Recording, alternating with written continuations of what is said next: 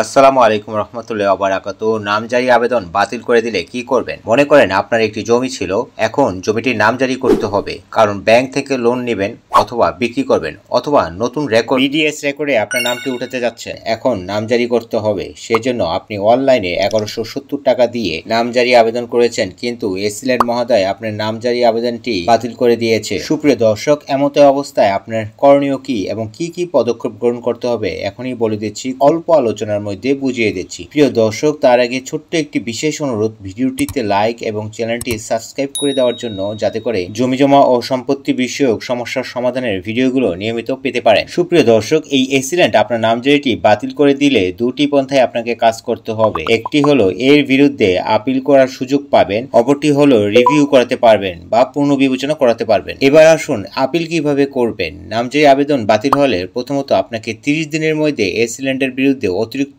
জেলা প্রশাসক রাজস্বের নিকট আপিল করতে হবে। এই আপিল করার পর অতিরিক্ত জেলা প্রশাসক রাজস্বের নিকট কোনো সমাধান না পান, সেক্ষেত্রে 60 দিনের ভিতরে অতিরিক্ত বিভাগীয় কমিশনার রাজস্বের নিকট আপিল করতে হবে। আর যদি ওখানেও আপনি হেরে যান, সেক্ষেত্রে 90 দিনের ভিতরে ভূমি আপিল বোর্ডে অতিরিক্ত বিভাগীয় কমিশনার রাজস্বের আদেশের বিরুদ্ধে আপিল করতে হবে।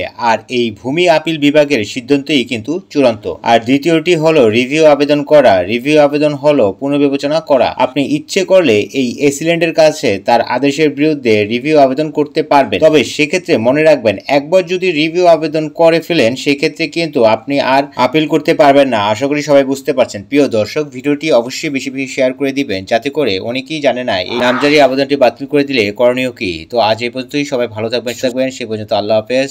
কথা হবে অন্য কোনো ভিডিওতে।